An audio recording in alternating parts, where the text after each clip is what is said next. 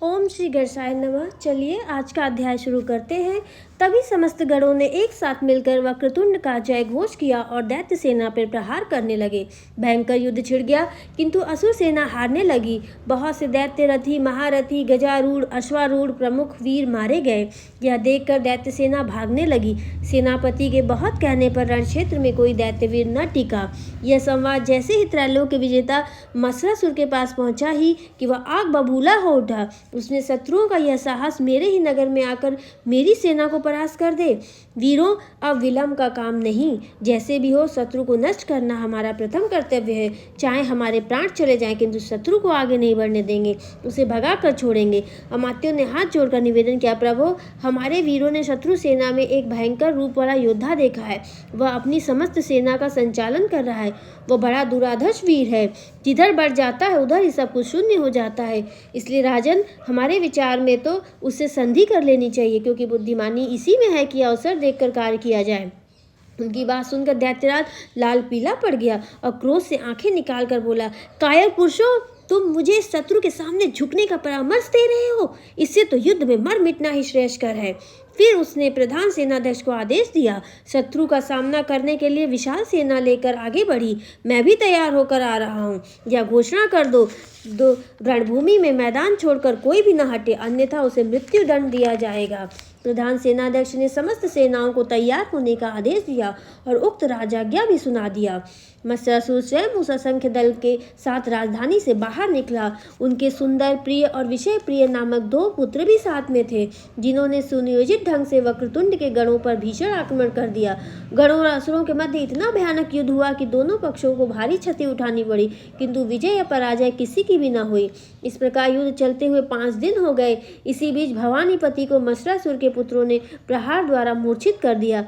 फिर भी वक्रतुंड के 2 गण आगे बढ़े और उन असुरों से भिड़ गए। उनके प्रहार से वे 2 असुर मारे गए।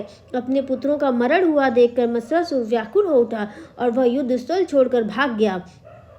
राजभवन में भी उसके कारण शोक व्याप्त हो गया। तब अमात्यों ने उसे समझाया, राजन, शोक करने से कुछ नहीं होगा।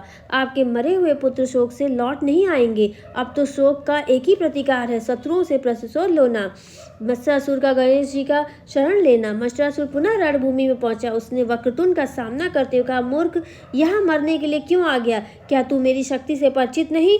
वक्रतुंड ने हंसते हुए उत्तर दिया, दुष्ट राक्षस, मैं यहाँ मरने के लिए नहीं, तुझे मारने के लिए आया हूँ। तेरी शक्ति से भी भली प्रकार परिचित हूँ।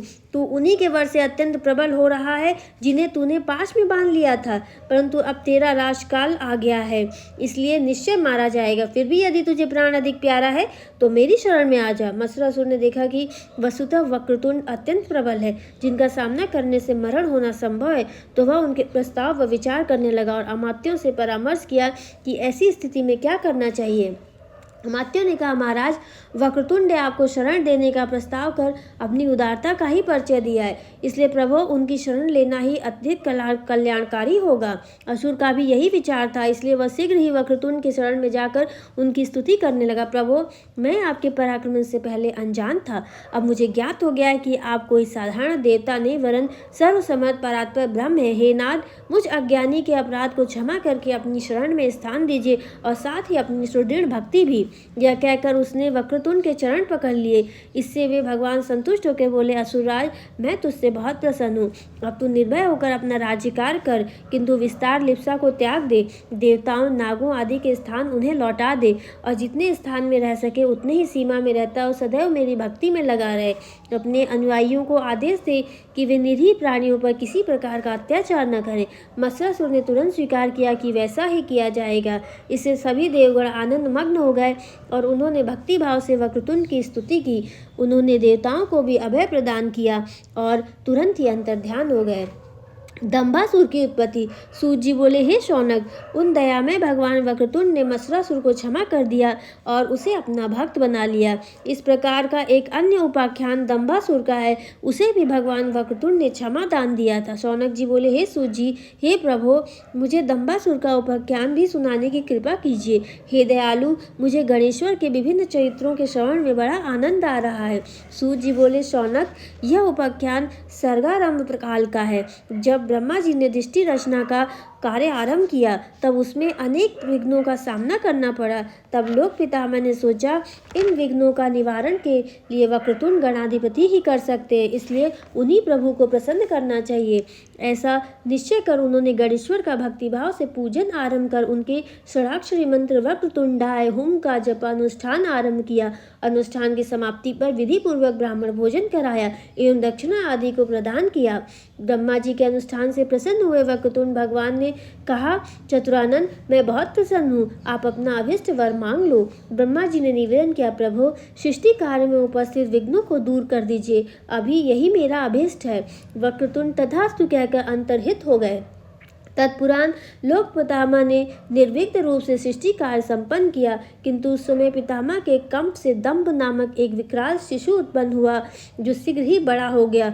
उसने अपने उत्कर्ष के लिए घोर तपस्या आरंभ की। उस कठोर तप को देखकर लोक शिष्टा बड़े प्रसन्न हुए। उन्होंने उसे दर्शन देके कहा, वत्स, वर मांगो।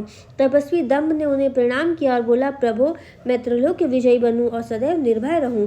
मेरा तिरस्कार कोई भी सांसारिक प्राणी या देवता, दैत्य, नागादि न कर सके। पितामह ने कहा, वत्स, तेरी कामना अवश्य पूरी होगी। तब दंभासुर शुक्राचार्य के पास गया, जिन्होंने उसे दैत्येश्वर के पद पर अभिषिक्त कर दिया। अब दंभासुर ने एक अत्यंत सुंदर नगर बनवाया और उसी नगर में रहने लगा। वह नगर चारों ओर से सुदृढ़ करवाया और चारों तरफ खाई भी बनवाई। वहीं उन्होंने दैत्यों को बुला बुलाकर उनकी सेना एकत्र करना आरंभ किया। उसने भी अपने राज्य विस्तार की नीति अपनाई और मत्सरासुर के समान ही प्रथम वसुंधरा, फिर पाताल और उपरांत स्वर्ग पर विजय प्राप्त कर ली और जीते हुए विभिन्न स्थानों पर अपने अधिकारी नियुक्त कर दिए। इसके पश्चात वैकुंठ और कैलाश पर भी अपना अधिकार कर लिया। देवताओं पे पूर्वत ही विपत्तियों का पर्वत टूट पड़ा। वे अत्यंत दुखित हुए, गिरी खोहों और निर्जन वन में छिपकर रहते हुए अपनी प्राण की रक्षा करने लगे। एक दिन उन्होंने विचार किया कि लोक पितामह ब्रह्मा जी के पास चलकर विपत्ति से मुक्त होने का उपाय पूछना चाहिए। उन्होंने ब्रह्मा जी के पास जाकर कहा, प्रभु, दंभासुर आपके वर के कारण अत्यंत प्रबल हो गया है और अनेक प्रकार के अत्याचार कर रहा है, उससे हमारी रक्षा कीजिए। ब्रह्मा जी बोले, देवताओं, इस संकट से छुटकारा पाने के लिए हमें भगवान वक्रतुंड की उपासना करनी चाहिए। तुम्हारे साथ मैं भी उनके एकाक्षरी मंत्र का जप आरंभ कर रहा हूँ। यह कहकर देवताओं के साथ लोक पितामह ने भगवान वक्रतुंड का पूजन कर उनके मंत्र का जप किया। अनुष्ठान पूर्ण होने पर वक्रतुंड ने प्रकट होकर कहा, चतुरानन, मैं बहुत प्रसन्न हूँ, आप अपना अभिष्ट वर मांग लीजिए। ब्रह्मा जी बोले, हे प्रभु, आप समस्त दुखी दरिद्रों को दूर करने में, उनके दुख दूर करने में पूर्ण समर्थ हैं। दुष्ट दंभासुर हमें अत्यंत पीड़ित कर रहा है, अतएव हमें उसके भय से मुक्त कर दीजिए। वरदेव वक्रतुंड ने अभय प्रदान किया, कमलासन, मैं दंभासुर को पराजय जरूर करूंगा। समस्त देव समाज भय को त्याग कर निश्चिंत हो जाएं।